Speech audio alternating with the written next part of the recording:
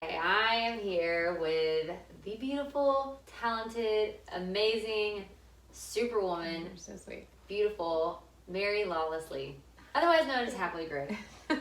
Thank you, Caroline. You were so sweet.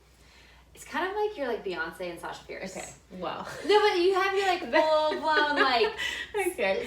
stage alter ego. hilarious. Happily Gray. You're hilarious. Well, I knew you first as Happily Gray before I ever knew you as Yeah. Mary Lawless Lee. That's right. Yeah. I guess that's true because we kind of became friends after we had like met in passing a few times at events.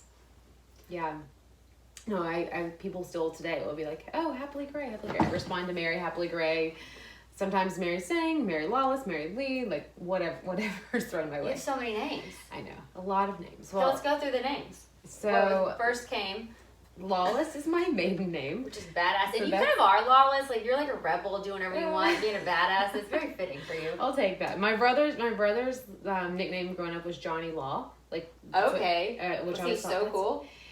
cool, yes, but like also like truly a rule breaker. Like didn't follow a rule, doesn't really still follow rules. So People live into their names. yeah, he would get pulled over by cops, and it was just like a whole experience. But he really that was a well-fitting nickname. But so Lawless is my maiden name. Lee is my actual last name now. I took my husband's last name. Sang came from a previous marriage. I got married when I was 20. Okay. So that's where a lot of people are confused by that name, and also think it's Asian. So they're very thrown by that. And then Happily Gray. So yeah, that's all the mix. I love that. Yeah. And before you were Happily Gray, though, you've had like a lot of life happen. Like, you were a nurse. Were you like an ER nurse? So I worked in critical care, cardiovascular ICU for 5 years, which I mean it's just like Cardiovascular ICU. So, like, when people have serious heart conditions, yes, life and death. So yeah, definitely critical care, very serious matters. It's everyone coming out of heart surgery, so major open heart surgery. We didn't as much deal with the medicine patients, but it was more like post-op right out of the OR, and we took care of those patients and basically just tried getting them down to like the step down unit. But I loved it. It was I went to school for nursing because I love taking care of people and have always felt that way. And I actually went to school to be a NICU nurse because I've always been obsessed with babies.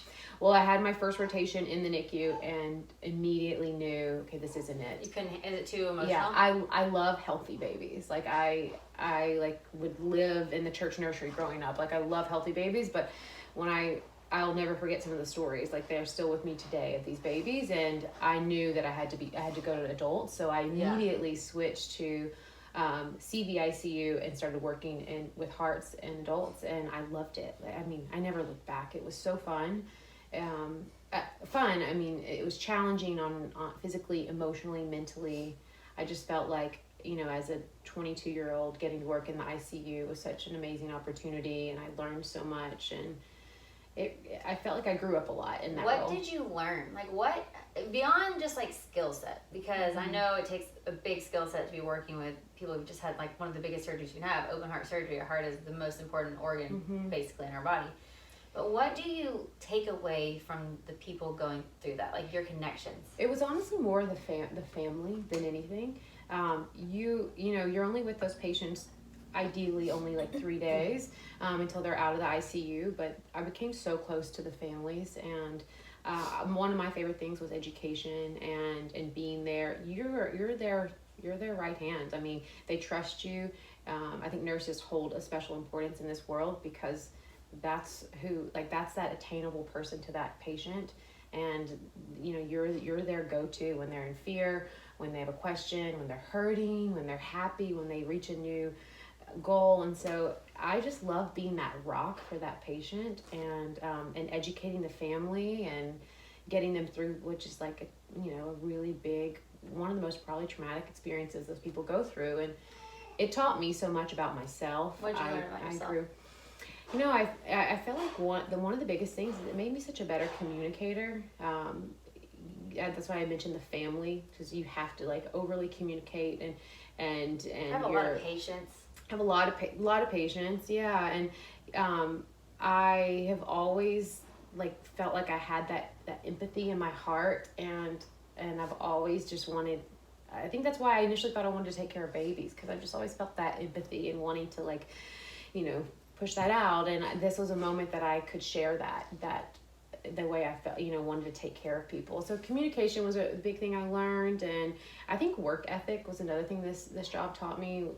Being able to prioritize, like prioritizing your work is the number one thing you can do in the ICU, because you can't let that go if there's a list of 20 things to do, but this one's the most important to keep this person alive. It really does have an order. Yeah, and yeah, absolutely. And so I quickly learned as a new grad walking into the ICU that I had to prioritize in order to keep these people alive. And wow, in order to keep these people alive. No, really. I mean, some patients, come out of surgery and they like, they fly. They're amazing, and they're what we would call a pathway patient.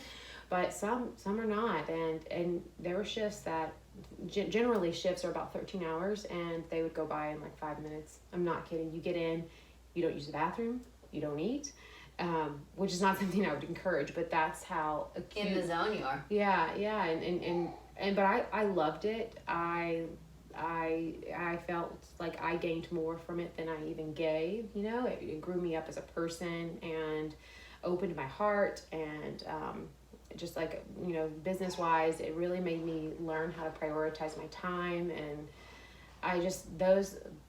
the assets that I've gained from being a nurse, I wouldn't trade for the world. So you're talking about having an empathetic heart. I feel like I have a super empathetic heart too. Mm-hmm. You definitely sometimes do. Sometimes I can't handle it though. Like Mm-hmm. I feel like I would really struggle being so close to life and death. Like how do you, with your heart that is so wide open, how do you walk that line and seeing life and death? I definitely had to find a way. I remember when I started, it was like so heavy. I mean, it's heavy physically on your body, and emotionally and mentally when I would get home after I worked nights, and I'd get home at 8 a.m. and, you just kind of sit there. I remember like taking a shower and just like staring at the wall, just thinking through like everything that had happened. And I learned quickly that confiding in my peers, fellow nurses, like we would go get breakfast after our shift and talk through, and that really helped like just get some of those heavy things off your heart. Wow. And so that was a really big factor. And then also running and journaling became when I started nursing, those became two big releases for me. And really journaling always has. I love to write. That's why I started Happily Gray. But running, that's when I got really into running, was in nursing. It was my release. I would go run after shifts, and it just allowed me to like emotionally just leave it there. Purge it. I think that's important working in that sort of acuity of care. Like you have to be able to like release in some way. And I should say too, I'm spiritual, and that was a big aspect of it too, is like everything kind of at the end of the day kind of came back to that for me. And I mean I love to. I worked with a great group of women, and there were no like rules necessarily. My patients would write me letters. I stayed in touch with them. Like, how some of those things can be so black and white, but it was just, I learned so much from that job, and I'm so grateful for it, truly. I read one article that you wrote like back in the day. Oh man. Like I think you were Mary Stang with long hair. Probably. I had the big long curls for a while. Yes. And you said you like to run barefoot. Oh, I do. Yeah. Do you still run barefoot? So I haven't run barefoot. Oh my gosh, I cannot believe you read. I don't even know where you read that. I was like, that is awesome. And Yeah. how are you not scared you're going to get something in your foot? Well, I was particular where I ran, but no. So barefoot running is a big thing. Where? It's like a big concept. I read a book about it. This has been like many, many years ago, but I was really into running, especially through my years of nursing. And I mean, I still am. I just don't have as much time for it now as I did, but so barefoot running is actually better for you. There's this whole philosophy around it that it's better for your joints, your legs, because of the way that you hit the ground. There's no like interruption of a sole or anything. Like our feet are made for that. I mean, obviously like in like plush, I would run like on AstroTurf or like plush grass. I mean, I grew up out on 200 acres in the middle of a farm. And in Texas, right? Yeah. Where in Texas? East Texas. Very, very small town. And we truly like grew up running around the pasture, like barefoot. and just wouldn't even think twice about it. So I got into barefoot running like 5 or 6 years ago. So I need to pick that back up. It's been a while. It's like, you're so cool, and then like you're even cooler because you're like barefoot running. It was probably some book. I mean, it was a book that I read that I got. I am very like OCD about stuff. I get into something and then I'm like, oh, this is the best thing ever, and then I want to tell everyone about it. My husband and I are we're talking about vegan and changing to completely vegan. I'm vegetarian now, but and it's like when I get into something, I kind of go crazy with it. It's good and bad. I think it's only good. I love that when we were pregnant, going through a pregnancy journey at the same time. Like you were reading all the books. Like you had like a stack of books. Yeah, well, and that's like the first 6 months I was like a little obsessive about it, and then it was like, okay. And because everything I read, everyone's got your own philosophy that do this, and I think at the end of the day, you just the mother instincts are a real thing. They do kick in, and I'm glad that I stopped reading at 6 months because it made me just like I gathered the information and I was gonna apply it, and but like was able to clear my brain before she was here. But yeah, I get obsessive. I love that. I think that's amazing. So how did you get from Texas to Nashville, from nursing to being a worldwide phenomenon blogger? Well, I wouldn't say that, but so I'm from Texas, small town, and I went to school at UT Austin. So that was like, I love Austin. It holds such a special place in my heart, and I still have family that lived there. And I think that experience was one of the best things that ever happened to me. Going to UT? Yeah, it really opened up my world. You totally look like a Longhorn. Oh, even though burnt orange. Yeah, no, I will definitely rep the gear all day long. But do I know anything about the sports that happened at that school? No, which is embarrassing. I should, but I really went because my cousins were there, and But I'm so glad that I did because it was such a diverse city, especially compared to the small town that I grew up in. It was pretty shocking, but I think it was eye opening. It introduced me to new cultures and diversity, and went to nursing school, and I got my first job. So I was dating a guy at UT Austin, and we ended up getting married. And that was kind of thing to do. Go to college, meet someone, get married. You kind of grow up with this list, and it's like, okay, college, check. Marriage, check. Kids, check.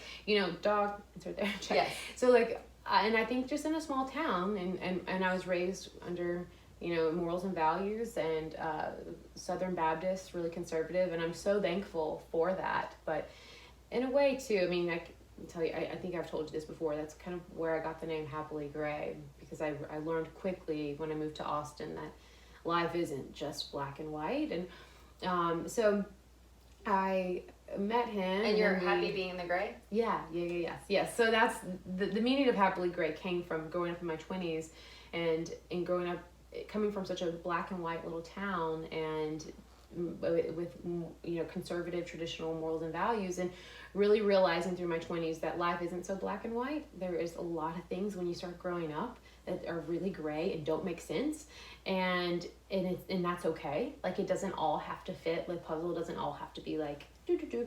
And I think that I felt the most creative in that space. I was like relieved that it wasn't so this or that, and I didn't have to fit into like this box or that box.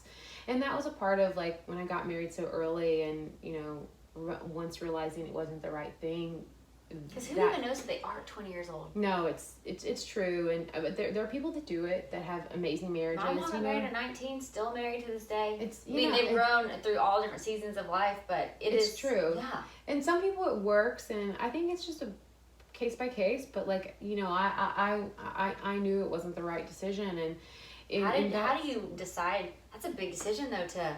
Oh man, it was to leave. One of the hardest things I've ever been through, and thankfully we didn't have kids. Yeah. We both were still in school. Like it was we were very young, and so it was really tough. It was actually harder for our families than anything, and it was the biggest learning experience I've ever been through. And I when we did get married, I moved to Houston, and I started my nursing career at Memorial Hermann in Houston in the Texas Medical Center, which was like unreal because that's one of the biggest medical centers in the world, and it was just such an amazing opportunity to get to start there in ICU. And dang, right? So Oh gosh, it was so intense. It was amazing. I lived and breathed it. I loved it.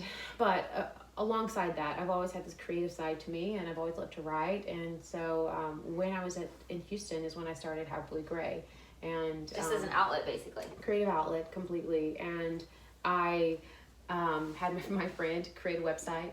I was like, okay, it's gonna be called Happily Gray because this is what I'm going through right now. It was very candid. It was not premeditated. You were just rolling all. with it. Didn't have any Instagram, nothing, absolutely nothing. Did you know anything about blogging? No, didn't know anything. There were no pictures in the beginning. It was just like writing. I love to write. That's what kind of spurred it all. Like, so what would you write about?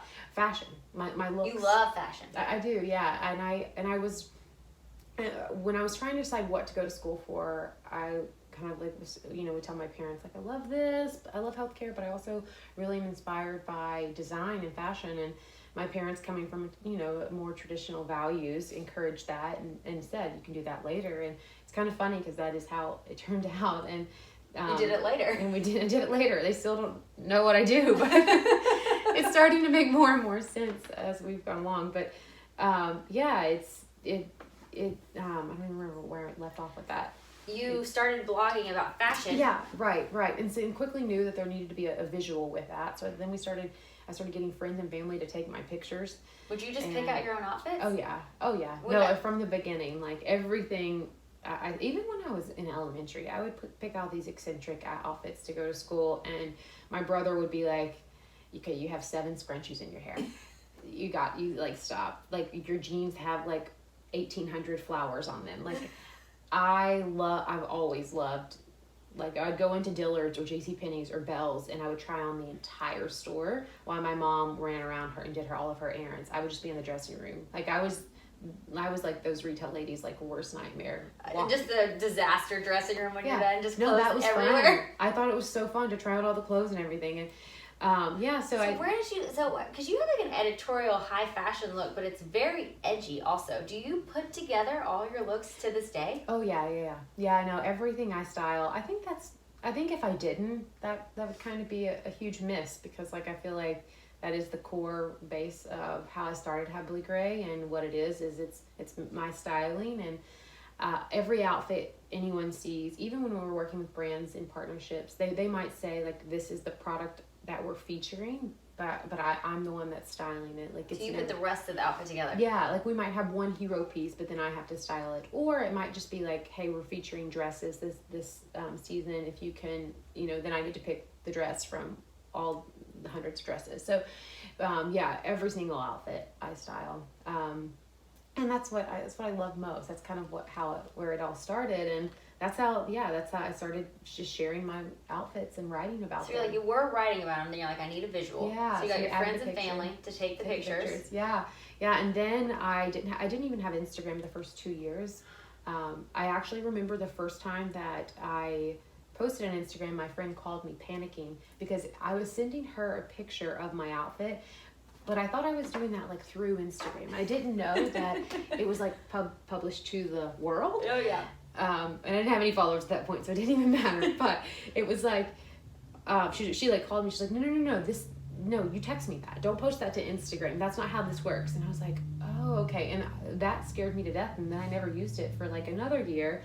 And then we just used Pinterest. Pinterest was kind of what drove all of our traffic. And then about 6 years ago, I got an Instagram. So, and then did people just come flooding?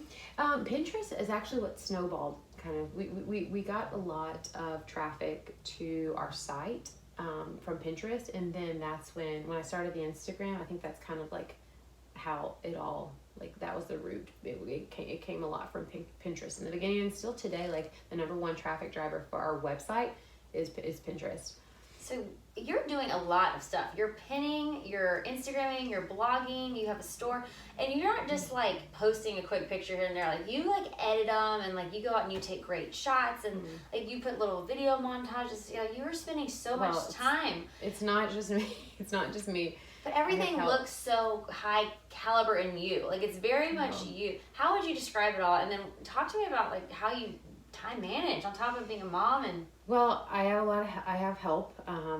I think, well, one, being a mom now has made me more discerning and Totally. A much better business owner than I ever was before. One of my mentors, Amber, who owns and runs Reward Style, she told me when I was pregnant, like, this is going to make you a more discerning business owner, and she could not have been more right. It definitely has. But I think I from the beginning, like, I'm kind of I am motivated by doing.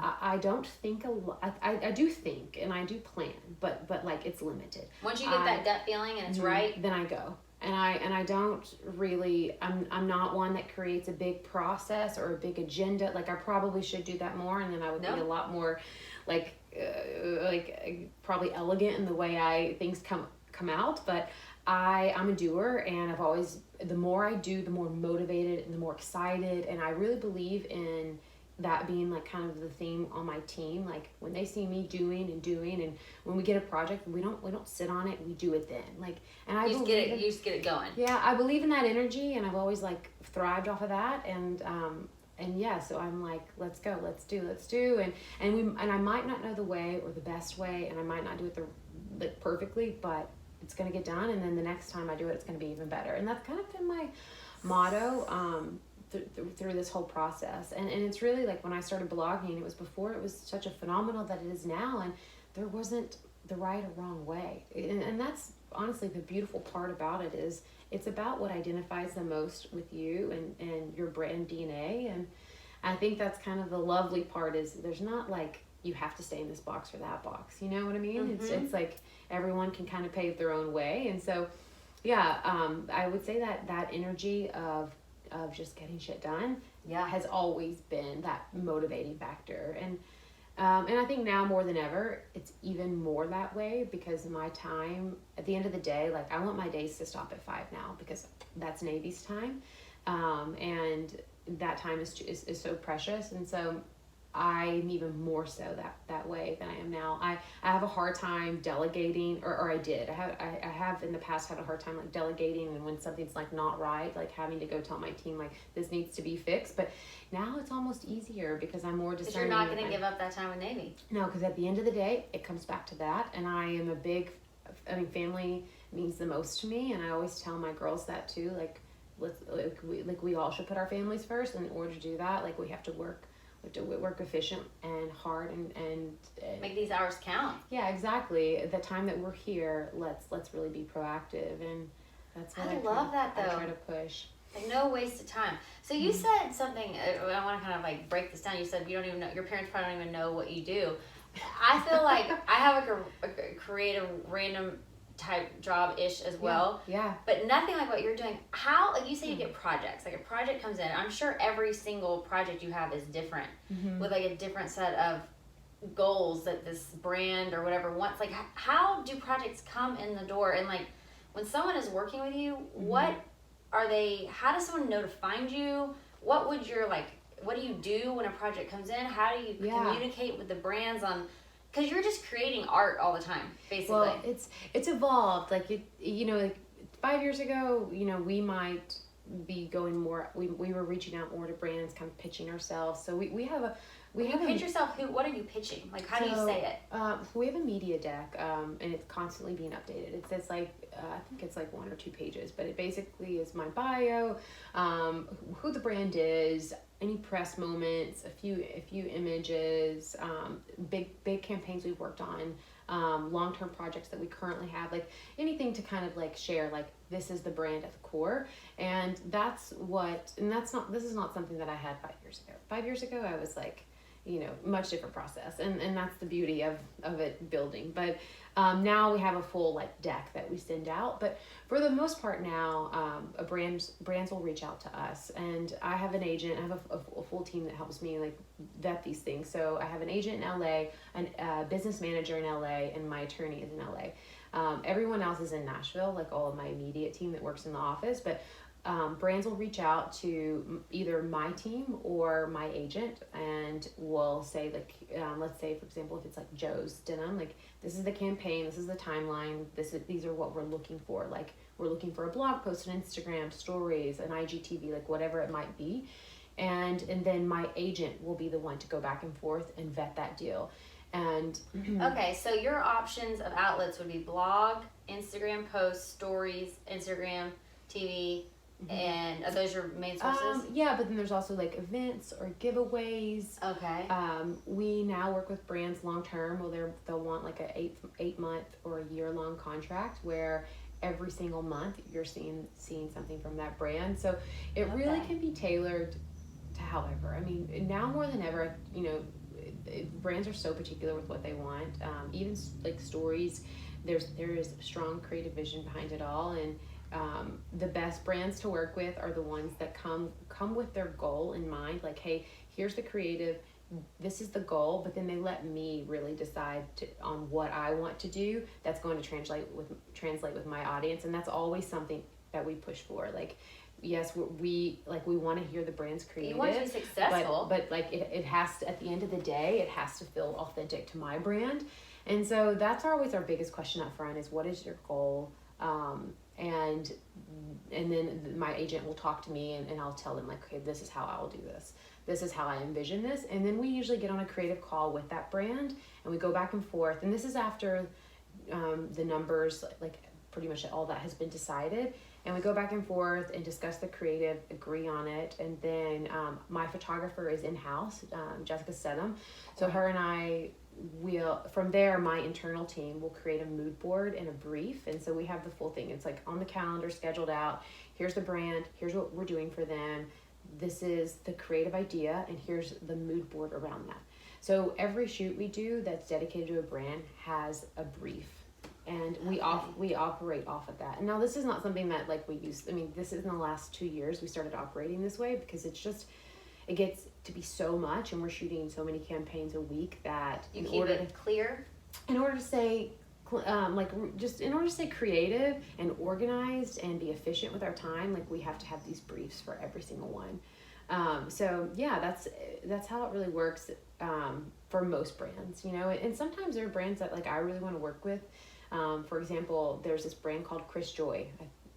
I think it's one of the coolest brands I've seen in a while, and they specialize in these cool puffer jackets, and that we reached out to them and they gifted me a jacket, and then that's kind of like opening the door for this relationship to start. And then from there, you know, like, so if they gift you a jacket, then would you just go shoot it to be like, hey, I like your product, let me show you what I can do? Yeah, exactly. And we're just like opening that relationship and showing them, like, you know, this is the kind of engagement that we got off that piece. And that's, you know, I think it is really nice brands coming to us with these jobs, but one of the components I really enjoy the most is us being able to reach out to the brands that we really love and say, like, okay, we are going to open the store and we're going to create content that we're going to show you how engaging it is. And I think that can be one of the coolest ways to approach it. But really, there's just so many different ways that it works now.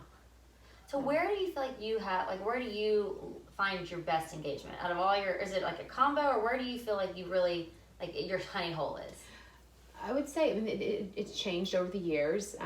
Right now, we find the best engagement around any real moments. I think now more than ever, people are so drowned out by the like curated content. Totally. And I mean, our brand was kind of built on that. It was built around an edit. It was built around like composition of the grid and really, like, you know, taking that into account. But now we're moving away from that, and it's more about the candid moments. I especially feel more called to that as a mom now, because we all know motherhood is not curated. It's not clean. Most of the time it's not pretty. And I feel called to share those moments and the joys and I think now more than ever we're focusing on the real moments, like with Madison, my husband. I know he's in a lot of your pictures. Yeah, he doesn't love it. He's but so but handsome. He does it. He does it. I know he's so better. photogenic. He's better at taking them than me. Like I'm like movie star couple. Okay, well that's a stretch, but no, he's so good at it. I'm like, this is so much easier. We got the shot of you in like 5 takes, and with me it's like 200. No. But no, he's truly he's natural at it. But I think that's what it's all about for us right now is just sharing like the more real candid moments. And one thing that we are really excited about, we just started this series called Friday 5, and it's every Friday, every week, we're going to be posting 5 items that are under or around $100. Oh. And I think it's one of the main things we've gotten in the last like couple of years is people asking, because my blog did start on posting stuff more so from like Madewell or Anthropology or Free People, and I still do mix those highs and lows, but we do have opportunities to work with like brands like Dior, Coach, or higher level brands, but also that price point isn't attainable, and I always want that to be a part of what we're doing. And so every single Friday there's gonna be 5 pieces. And literally last Friday, everything was under 100, and it was just so fun to see people's reaction that like this is what they're really wanting. This is exciting, and it kind of feels like old times. I love that. Okay, so I'm just trying to wrap my head around this because this is so fascinating. You are so fascinating to me. Good. You are. So like your days will be like you get these brand opportunities. You decide if you're going to how you're going to use it. If you're going to do blog posts, Instagram, Insta stories, Pinterest. Or I thought there's one more. Is there? Is that the main ones? Yeah. Okay. Yeah, that's the main one. So you do those. You decide what you're gonna do, how many posts you're gonna do, all of that. You work out those details. Mm-hmm. Then you and your team go and you make a mood board. Mm-hmm. Okay. I want to go back to how you make this mood board and how long it takes and like that process. You make a mood board. Mm-hmm. And you might have how many brand deals going on at a time? So we probably have like 4 to 5 a week. Okay.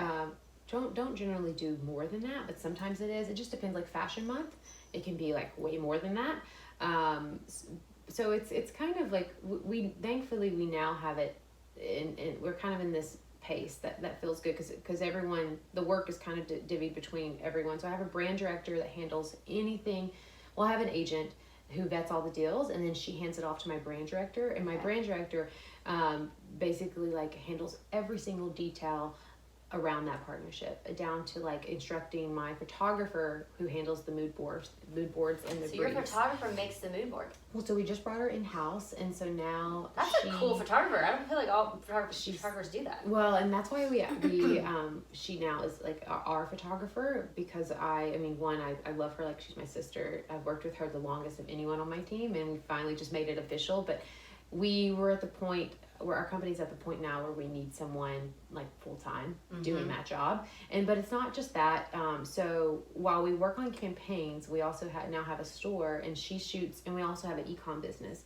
And so she shoots e-commerce. So our store is all online as well. Like there we have the retail side that people can come physically shop in, but which is so cute. Your store is amazing in every way. Thank you. I have April Tomlin to thank for that. Oh, it's so beautiful. But so we have the online store where like we're shooting all that product as well, and so her time is spent shooting for our online store, creating lifestyle content for both brands really, and then I also have an executive assistant that handles just all the little details that kind of keep the company together. So like travel and bookings and anyone else that's like coming in to be a part of shoots, and just like all the logistics around that. And then we also have a retail manager that stays on the retail side. So there's manages the store. So there's quite a few. So you have your agent, you have your photographer, mood board director, visionary for the shoot. Yep. You have your executive assistant who does all the nitty gritty details, booking the travel, just keeps everything in tip top shape. Right. Then you have the store manager. And brand director. And then business manager in LA, and our attorneys in LA.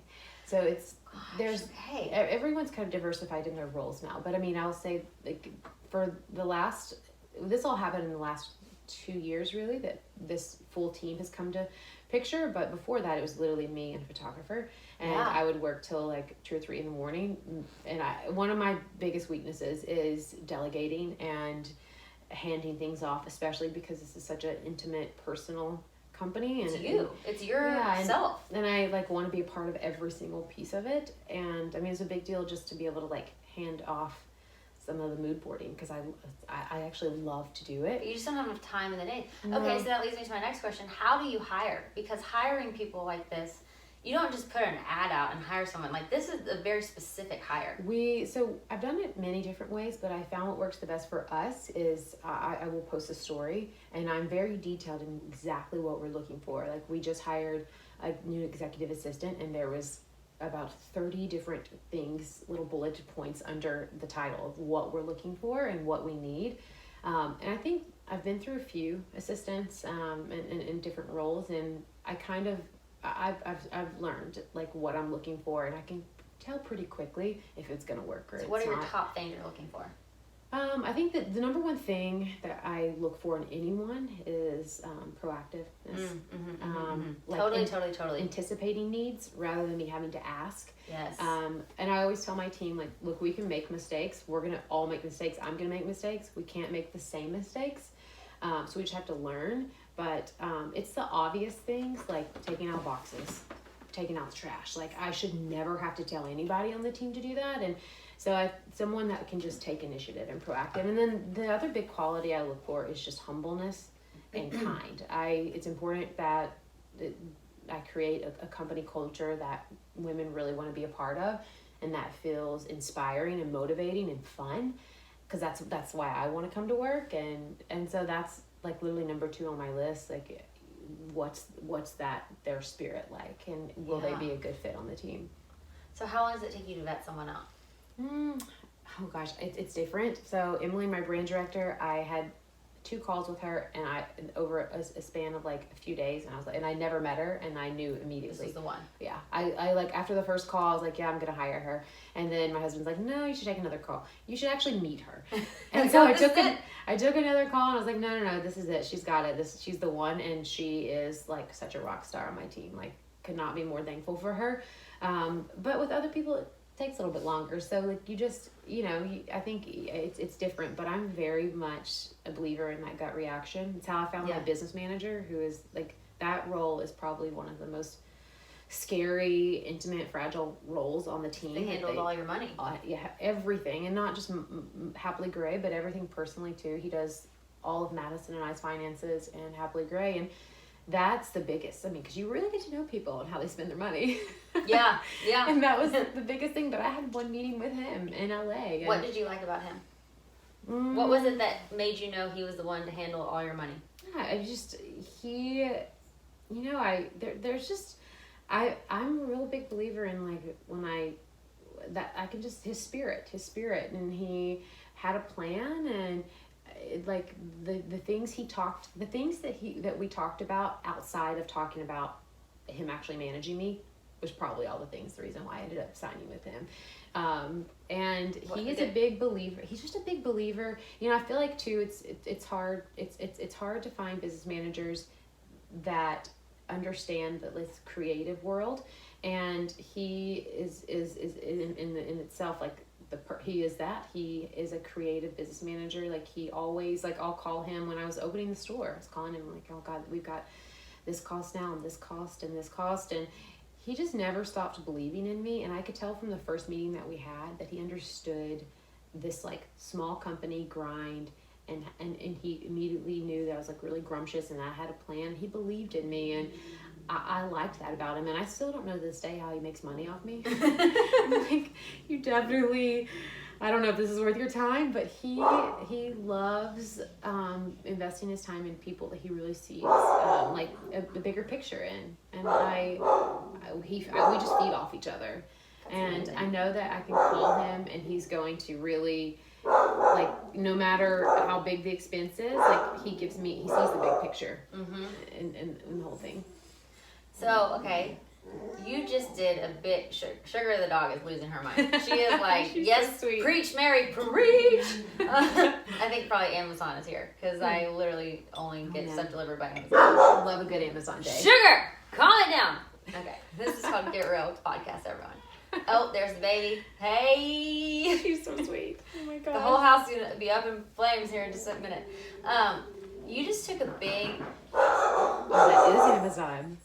Someone's at the door. My husband's here. Hopefully he can get this. We're gonna see what happens here. Let's just see. They knock again. We'll just let them come back.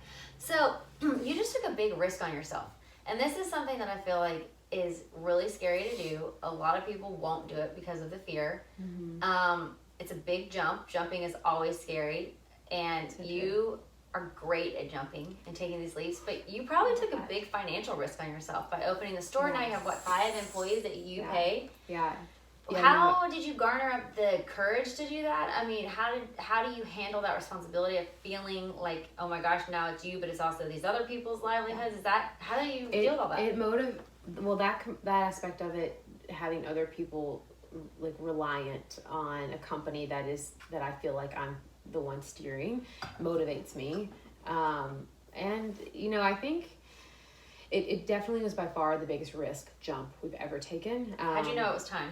Well, and I could sit here and tell you, like, I've always wanted a store and this was how it was supposed to be. It's not the case at all. So, long story quick, when I first started driving by L&L, I knew, like, oh my gosh, this is the building. It's a new warehouse space. Yeah, it's beautiful, floor-to-ceiling industrial windows. It's got so much history to it. And I just knew, I'm like, that's special, and that's whatever I do in there, like, our team needs to be there. You felt the vibes. I did, yeah. And I started like hunting down, like, who do I call? Who is this guy? Who owns this place? What's happening here? And I quickly learned they're doing like this Central Market in Nashville, like trying to imitate that. And I love the idea, but I knew, I'm like, this is just our offices. We're gonna have like an office here. I'm gonna continue to work on this private label, and this is eventually gonna be a showroom. And at that time, I was put in 900 square feet. And long story short, there was some sort of grease duck situation, and they had, which I don't even know what that means. I was like in London when they called me. They're like, so there's a grease duck and we have to move you, but guess what? You get to move to 1,300, it's like 1,350 square feet. For the same? For the same, yeah, didn't raise my rent, nothing, but it was kind of like to accommodate, because I had chosen this space specifically. It had like entry at that level, its own door, and I was like, okay, this is gonna be perfect. So they moved me, and I'm like, oh gosh, what do I even do? I immediately was nervous about the space, because I knew we didn't need that much space, and that was 2.5 years ago. And from that moment, I started like thinking, like, this is an open door. There's something I can do here. And I was a few months away from launching our e-commerce business, our online store. And that's kind of how this idea started to evolve. We could open this retail experience, is what we're calling it. Not a retail store, because it's truly like walking in like a happily gray closet. It's meant to feel more experimental than like true retail. But I wanted to create this physical place where readers could come and people could really like experience the brand and have a face to the brand. And so it was not a black, like, no pun intended, it was not a black and white idea from the beginning. It was very gray and how it evolved. Perfect for your brand. But the motivating factor behind the space, which is where you thrive. Yeah, in the gray. The motivating factor behind this space was really to be a home for a private label. And that's something we're still really working on. Like making your own brand. Yeah. So that would kind of be the ultimate, but we're not there yet, but we're taking steps to get there. But I love Nashville. I love the city. Like it's got my heart, and I wanted to have like a home here for my team and for people to come in and get to know our brand better. And back to what you're saying about it being like the scariest thing, it definitely is. I'm still in that zone. I still am like scared out of my mind. How do you get bold enough to be like, okay, I'm going to take this big financial risk. I'm just going to do it. I think it's having the right team around you. I could have never done it without my business manager and without my agent. Like talking, I can't tell you the amount of conversations I had with him, I had with her, my husband, like just writing down a lot of stuff, like kind of, just internalizing so much of it over and over and over again. But ultimately, I kept coming back to this one thing. When I'm like here and things are like, okay, we're moving and grooving, things are good, things are great, that's when I'm the scaredest. If I'm not like inclining and feeling resistance and having to like work through issues and problems and growth issues on with my team, I feel I feel odd. I do. That's a really profound thing you said. Okay, you got to say that again and slower and break that down. I probably when you are just kind of like when you're just kind of cruising, coasting. When you're coasting, when things are great. That's when things are great. Mm-hmm, that's when it's almost the scariest. Yeah, and I think it's coming. You know, having what kind of wandered into this creative world, and I'm so thankful for what I get to do, and I love the autonomy that my job gives me, especially now that I have a daughter and it allows me to be with my family, like more freedom within that. I just don't take it for granted, and that I still have that same like gut feeling like, okay, what am I going to do? What's next? What's the new thing to keep this thing going? And I hope that never goes away, because that is honestly what gives me that healthy fear of pushing me to be more creative and do and launch more verticals, and you know with what feels right within the company. But it pushes me to you know new things, and to not stay here, because it's really easy just to stay on this like path of, okay, we've got it, this is great. But I always tell my team, like, the name of the game is evolving, and we have to continue to evolve, because if we're not, I mean, the person to the left of us is absolutely going to be, you know, especially in this world. It's just so wow. Okay, but. Mary, that is really so. What are you worn goals? Out by me? No, I'm inspired. I feel like I'm probably exhausting. No, I like your personality. I really do. I really appreciate personalities like you, because I think, for my personal taste, I prefer someone who just can make a decision on a gut and say, let's do this. And I feel like someone motivated like you, who just sees what they want, can trust their instincts, feels the vibes, and makes a decision. I feel like that's when you're actually in a spiritual way of being. Yeah, I feel like that's what life is all about. But let me say too, like, half the time, if not more than that, it's wrong. It's not the right decision. Or, I mean, we've made so many mistakes. There's been so many costly mistakes with the build out, and like days that it was just like, I'm like, I don't know if it's gonna happen. Maybe it's gonna happen. Oh no, shit, it's not gonna happen. Like, living that way and that being your lifestyle, there's good and bad, and that is the beauty of life. You know, and that's what I'm saying. Like, I feel if I'm not pushing myself in that way, then the quiet times are almost sometimes the scariest. So what do you do when it fails? Like, when you like do a big push and a big move, and like, oh shit, this didn't work.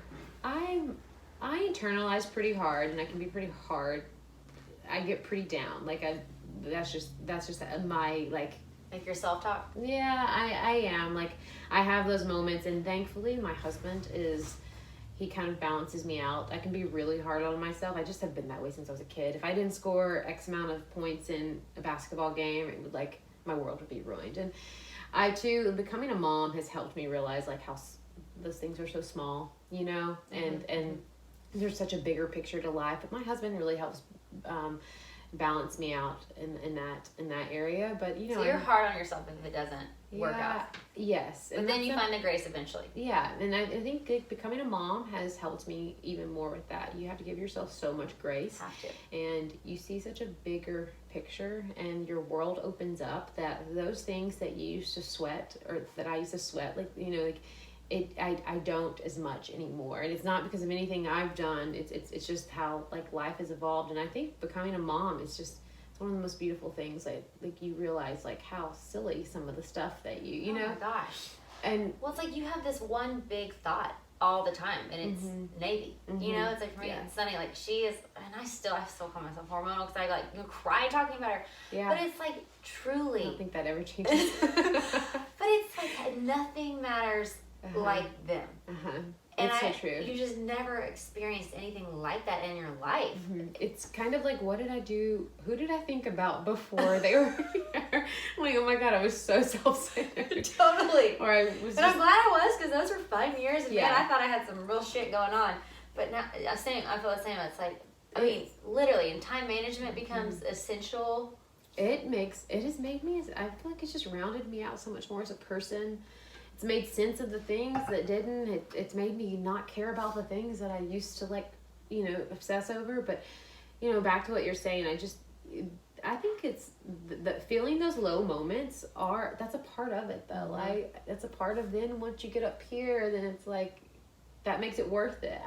I've always, my mom and dad were both like tough love. They were? Like, yeah, they were, and we knew that they loved us, and there was warmth there. But at the end of the day, it was like, pick yourself back up. And like no Kleenex is wiping your tears off. No way.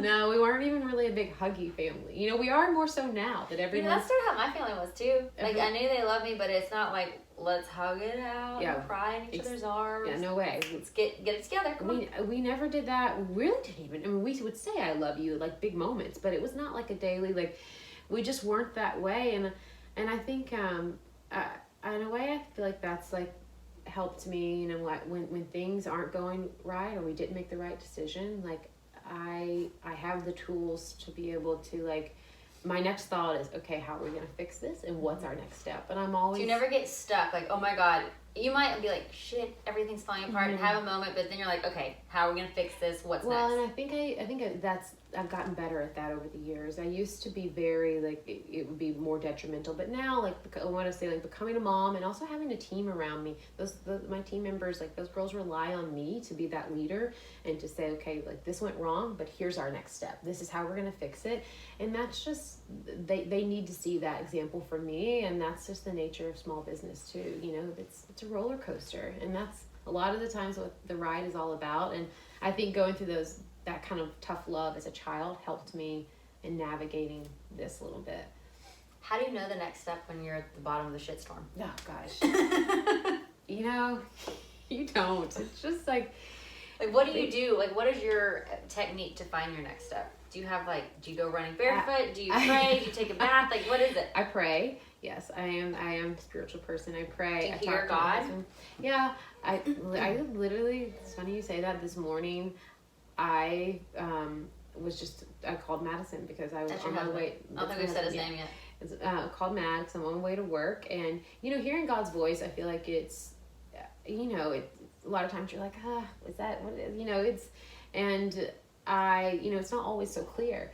But I was on the way to work, and every single day on my way to work, I passed by this homeless woman, always. And there's like a new place in my heart for that, because of Miracle on 4th, the event that I got to be a part of this year. And I rolled down my window to give her some money, and I'm not kidding you, it was like God slapped my hand and told me to give more.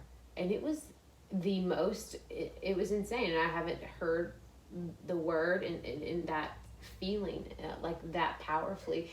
And I didn't even say anything to the woman, and she didn't say anything to me, but I gave her a bigger bill, and I rolled up my window, and I was like, what just happened? And you felt it. And I felt, it's so funny you say that, because I think it's hard to hear. I think you really have to be walking with God and be reading and be a part of that community. That all helps those things. And times when life is busy and you're not in that motion, it's hard to hear his voice. And this morning, I feel like more than anything, it was a wake-up call to, like, get back into that community so his voice is clear. You know what I mean? Like, totally.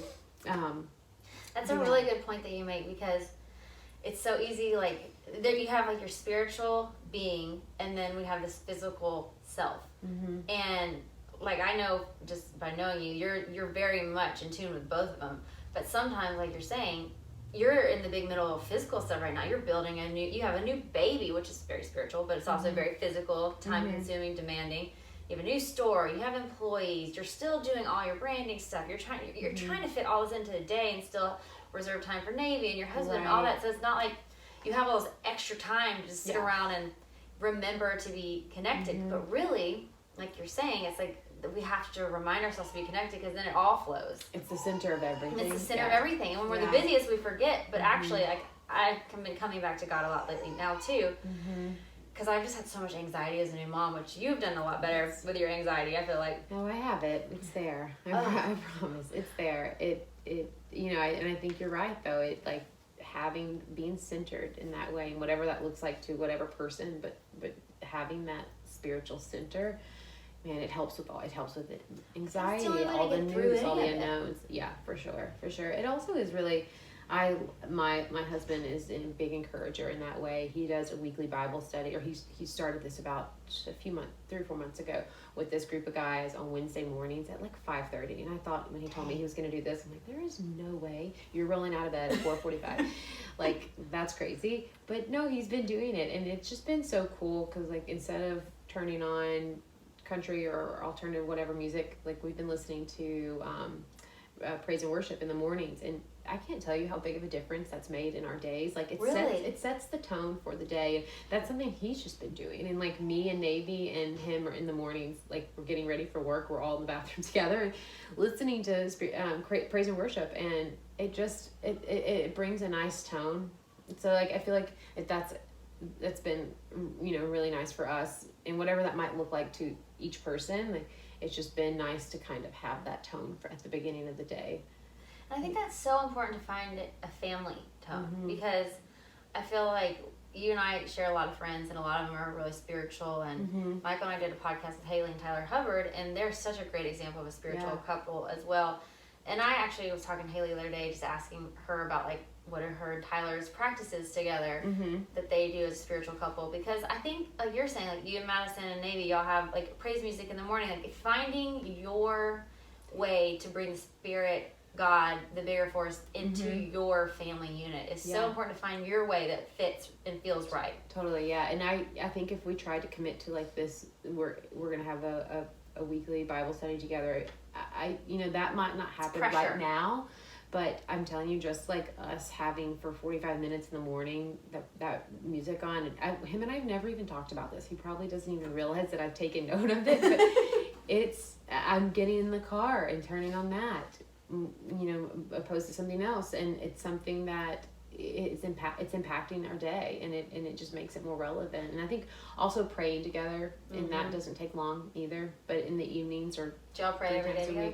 Not every day, but in the evenings, if we're together, going to bed together. It doesn't always work out that way if I'm out of town or he's at a show, but when we are going to bed together and there's not a little baby in the bed with us, then we do try to, and that those things don't take long. No, but it does make a big difference, and it does. Helps with being able to handle anxiety better, and being able to, like, realize, like, some of those company lows aren't as low as, and there's a message and a point for them. Exactly. And God's going to use it. Totally. Exactly. Nothing's going to go wasted and in vain. And no, totally. Bigger picture.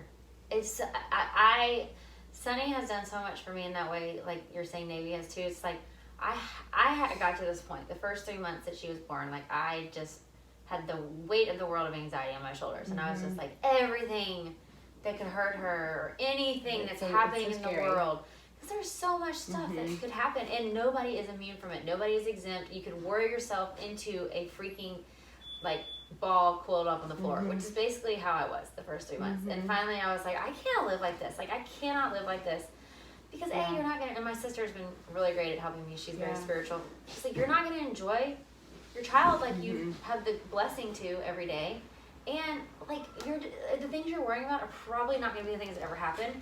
So it's just pray for strength to deal with them. Yeah, it's not living. And I have a really good example of something that happened in our family that I remind myself of this so much.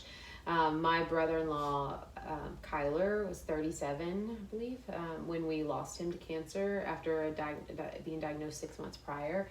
And I just talk about, like, a vibrant, beautiful person, and him and my sister had the most, like, the greatest love example in my life. Like, they had it. This is your sister's husband? Yeah. And I will say, like, you know, if I ever had the chance to talk to Kyler, like, he would say, live your life. Like, life is, you can't live in fear. It's too short. And going through that and watching it, like, torn away from him so easily, like, so even quickly. Though, yeah, exactly. And even though those things are real and they're there, we can't live in fear. You're going to waste your life away by doing that. And that was just such an eye-opening, the most real experience that I could have with that. And I try to tell myself that with Navy too. You know, there's all these things, and oh God, you can only do so much. But more than anything, they just need love. Like, just love the hell out of them, you know, like, and enjoy them. It's a blessing, and what you have in that moment, like, just relishing in that moment and being thankful. And I say this to my team too. It's like kind of a personal and something professionally that I always bring, like being thankful, staying in this like heart of thanks is, I feel like the world revolves then. If you're constantly like, I'm grateful and I'm thankful for this, and this, it makes me a harder worker. It makes me a better wife. It just staying in that constant state of thankfulness. I feel like that helps with all of that, all those other factors that come in at you, because you look at things differently when you're constantly thankful for what you do have, you know? What do you do when you've slipped into negative self-talk, or you're letting a moment of fear overtake you, or you've been wronged or something? How do you get out of it? How do you pull yourself back into thankfulness? You know, I feel like, I mean, really prayer. Can you just feel it? Are you able to catch yourself and be like, yeah. oh, I don't like the way I feel, I need to change no, this? I definitely can. I think prayer, you know, Matt and I, 3 weeks after Navy was born, we had multiple couples tell us, like, you guys should go to counseling once a week. Like, it doesn't matter if there's problems, there's, like, you just having that time to sit and talk, that release. And I mean, we've only done it a few times, but that has been really, really helpful too. But no, I definitely can sense when I'm going down that road, and I get really objective. I start writing things down. So writing is your expression. Writing and running, prayer, and then, you know, just having my husband and I having that time where we can really debrief together. I think that relationship being core part of like home and professionally makes a big impact.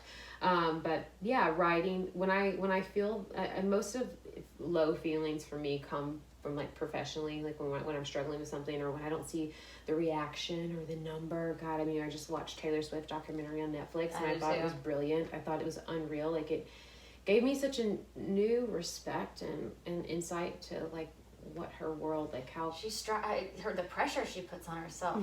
Yeah, I related to that a lot. And I think, you know, having a business built on social media and kind of like, and the reaction you get based on the numbers is really your validation, or like how good something performed. Yeah, no, exactly. And waiting to see what that number is going to be. What if you put all this heart into one post or campaign or experience through your media outlets, and it doesn't do what you want? And there's I can tell you like a number of them that haven't, and even daily like stuff doesn't perform as well. Does that feel so defeating? Or it did more so in the past, and you know it does time to time, but I think that's where I like was sharing earlier, like starting to share more real moments and knowing, you know, what our long-term goals are and what the big objective is here.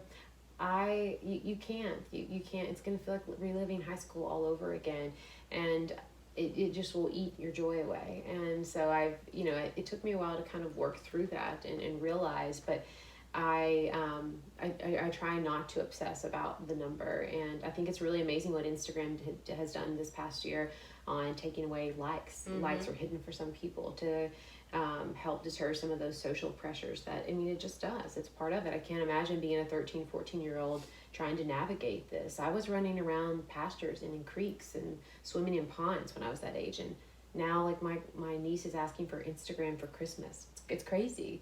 But I think that I think that anything we can do to get away from putting so much emphasis on that number, and that's too the reason why we opened a store. It's why we really want to do a private label, because we want to continue to build our business out that's not so centered around that number on Instagram.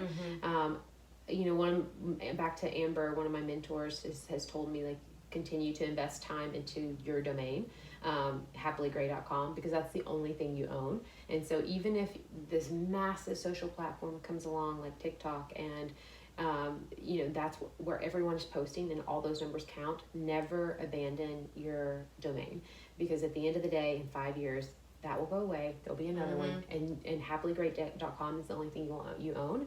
And so over the years, we've continued just to, we might not get the response on Instagram that we like, but we're still looking internally on, okay, what are we posting to our blog?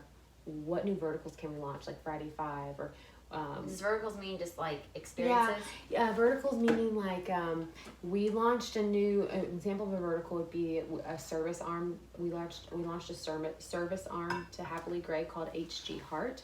And so within our company, our verticals we have fashion vertical, beauty and lifestyle, HG Heart, which is anything that we do in the service charitable light. And so Miles Smiles is actually my Great Dane. Miles goes to Vanderbilt, and we take him there to meet and greet all the kids at Vanderbilt Children's Hospital. And so that's kind of that vertical is for anything service wise that we're doing.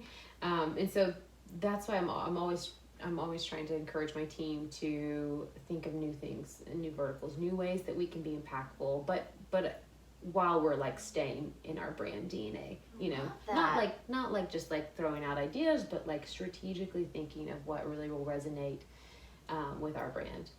Isn't it amazing that you're just literally able to dream this up and make it into reality? I mean, I know it takes a team, but like these are from your brain. This is all from your brain. It's a lot of people that help me and that shoot down my crazy ideas because I have a lot. But no, it's why I feel so thankful for getting to do this, because it's such a creative job that's given me so much autonomy, and it's hard to turn it off because I love it so much. I feel so, from the bottom of my heart, I just like it is so fun. I love it, and I just never dreamed that I would be able to do anything like this. And so I like, it sounds cliche, but I would just really encourage anyone that has that same desire to like, don't abandon it. Like, you know, as simple as like I kept writing, and that's kind of where this all started. If I was going to describe you in just a couple words, I think I would say intentional and bold.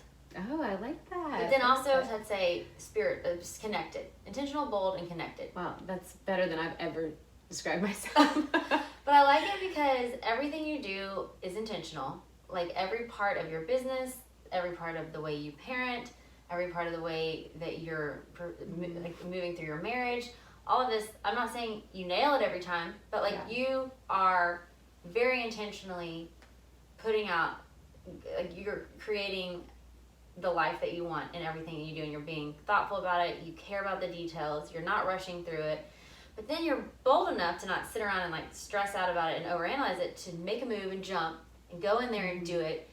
You're okay to fall, but you're okay to fly. You're just okay to go. Yeah. And you trust your instincts. Instincts would be another one. Yeah. I'd give you instincts. And then you're just very connected to what's important to you and what matters in the bigger picture. I mean, all that means so much to me. I hope that I'm that way. I've like watched people in my family be that way, and like on either side of it, whether they're that way or not be that way, and it's kind of like painted a clear vision as to like what I want. And I think at the end of the day that, you know, being able to have the time to be with my family is really what drives it all, and feeling so thankful for that autonomy and wanting to, you know, press on and continue to grow into. I mean, you're doing the same thing.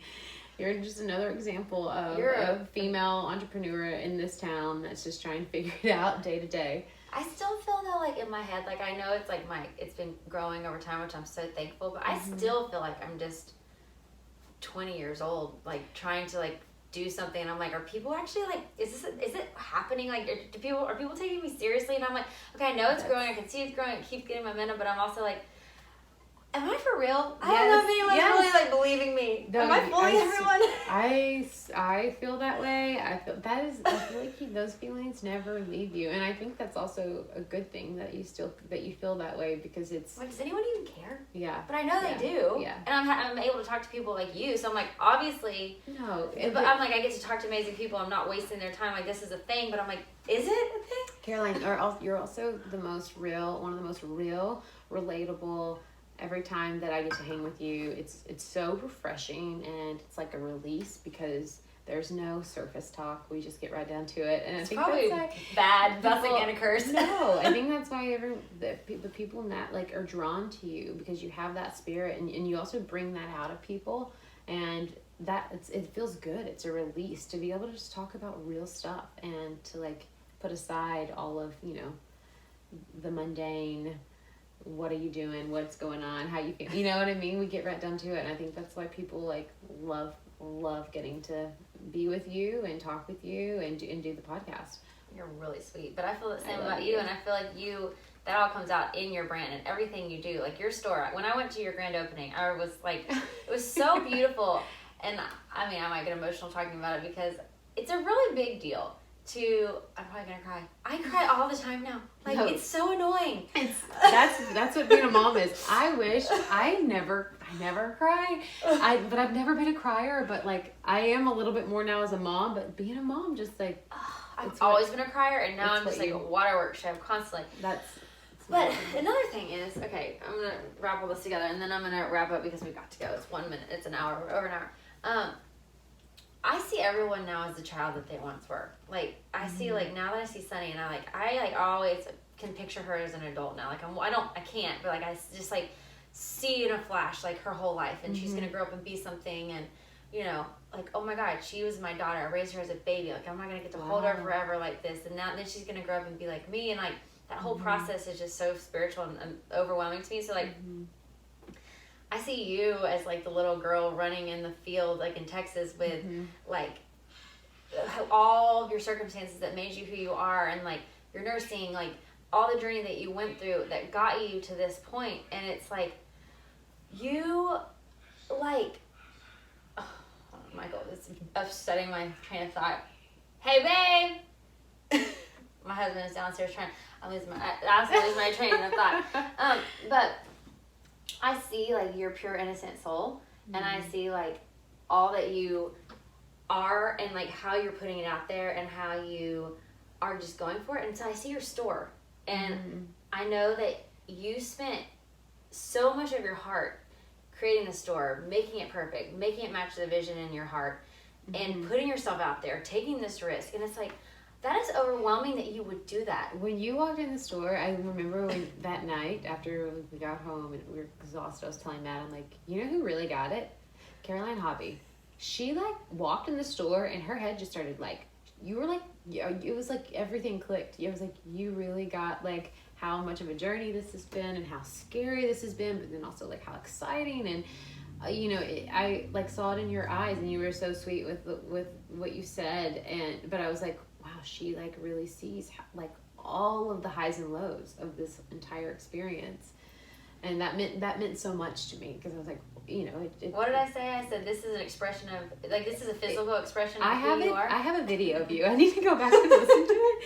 But it was like, just like, you nailed it. And I was like, yeah, you basically were like, I'm walking through this space, and this is like, everything and every detail is expression of Mary's brain, like, inside Mary's brain. This whole, which, I mean, the amount of time we spent obsessing over color and tile and shapes and every textures, detail. Like, it really, because I knew that we couldn't ever be traditional retail. Like, I don't know anything about that, and I knew the only way we were going to survive if it felt like you kind of walk into this little closet of Happily Gray.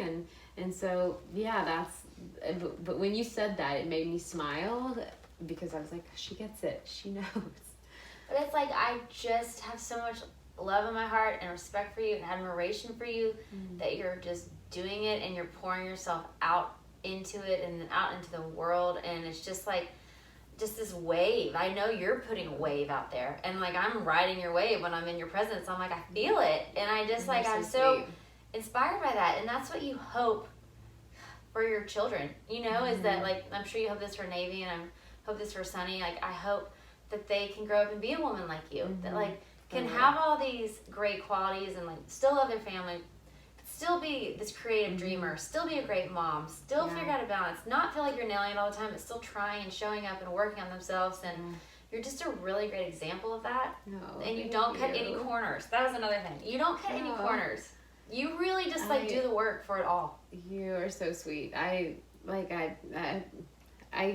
Yes, I don't even know what to say, but no, that means so much to me. I think, like, I don't take it for granted getting to do what I love. And, you know, now having a daughter, it's like, I feel an extra responsibility to show her, like, what she's capable of, and what she can do, and feeling empowered. And excited, and I think it's hard to leave them at the end of the day, but then also like I want her to see me going to work and doing these things and taking risk and dealing with things that don't go right and the ups and downs. I like, more than anything, I don't want to really shield. I want her to see like the real life, like the real, the ups and downs of it. And I think in business, I hope that will make her feel empowered and like and not scared of going out and doing what she wants to do, and let her dream about those things. And it doesn't have to be, there is no right or wrong way. I mean, especially now. It's happily gray. I mean, it's like so much punt around that, and never intended it, but like so many people think it's because I love the color gray, and I'm like, no, it actually does not have much to do with that. I love existing in that gray spot happily. Yeah, and I felt very creative, and it's actually the reason why I got this tattoo B. I think one of the biggest things I struggle with is just not being able to like living in the now and the now moments and in the real time, and instead of like regretting past things or planning for the future. And this is one of the biggest reminders. I put it on my wrist on the inside, the first tattoo I ever got, and now it's kind of been a theme throughout the brand. Because these in store. Yeah, we were trying to figure out what to do. We're like, do we do a logo? Do we do a quote? No, that felt cheesy. Like, let's actually just do and be something that I think readers, they see it a lot, and I've gotten a lot of questions about it, and it's just kind of over the years evolved as a concept. The brand is being in the moment and being present. I think being present is the strongest like value behind it. Yeah. Freaking love it. Okay, yeah. So I love you. You inspire me much. Same. Very, very much. Same, Caroline. Same. Oh gosh, I feel like I'm a hot mess all the time. I just feel lucky to get to talk to women like you. I'm like, it's so inspiring. It really is. Just getting to listen to your podcast. I listened to Landon's on the way over here, and she's so inspiring. So inspiring. Like, and it's true. Like her energy, your energy. Like, it's why I love this town so much, because there's truly so many women in this town that have that like glimmer that you just connect with, and it's exciting. So many, but the thing I love about Nashville that I feel like is truly a unique thing, but it doesn't feel unique because it's everywhere in Nashville, or at least like there's a big group of women who are doing cool things, who are really great friends, like good girls, like like it's not like this competitiveness. Like if anything, it's inspiring. Like you see your friend doing something awesome, you're like, hell yeah, like she's doing that, like great. Like it just encourages you to go for your own stuff. Totally. Yeah, no, that's why we made Nashville home. I mean, I just feel like across the board, the community here, it is like it's just, everyone is so sweet and kind, but there's still this like energy, the creative energy and drive about the community. It's very special, and especially in women. It's so true. This women group it's powerful. Yeah, no, I feel so lucky, the women that I get to call friends, that I can name off probably 15 right now that have their own businesses that are making it all work with families, and I'm so inspired by it. And that's what's really helped to motivate me and give me confidence to continue to grow my business and open new things. And yeah, it's crazy. You're a badass, Mary. Okay, so I leave every podcast with Leave Your Light. What do you want people to know about anything? It's really, I've just kind of narrowed it down to that question. Wow, like the first so thing open-minded. What do you want people to know? I think where my headspace has been the most is give yourself a little grace, more grace than what you think. That's what life's all about, the highs and lows, and don't be so hard on yourself. That's what it's about, is growing and learning, and there's got to be ups and downs to be able to do that. Love it. Mary, Lawless Lee, Happily Gray. Love you so much. Thank you for coming on. Thank you. One more thing. Then we've really got to go, because it's time. Tell me what you've learned most about motherhood, about yourself and just life in general. I know you kind of talked about this, but what I've learned most about motherhood. How's life changed for you? Like how, I know time management and all that, but what is the most impactful? Let's just even advice to new moms. How's your life opened up and changed, and I've always wanted to be a mom. Like, it was my dream in life. When Matt and I first met, the first real conversation we had 2 weeks in, he was like, what's the ultimate goal? I'm like, to be a mom. I think it's the most joy and love than I ever knew. And I've just been so blown away by the love and joy. And I will say it's probably provided me more insight and giving me even a greater love around my mom and I's current relationship. I think more than anything, being a mom has probably helped me navigate and appreciate and love the other relationships around me. And like, I brought up my mom's, but just because that's kind of what first comes to mind. But it really opens your world and opens your heart, and you just have more empathy, and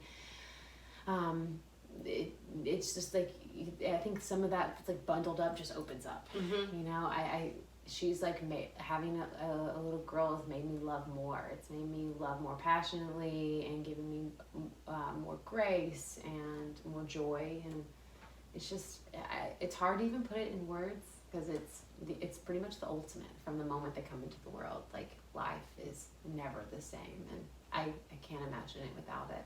And I don't take it for granted, because I know there's people out there that it's, you know, they try, and it's the biggest blessing in the world. I love you, Mary. You're the best. Love you.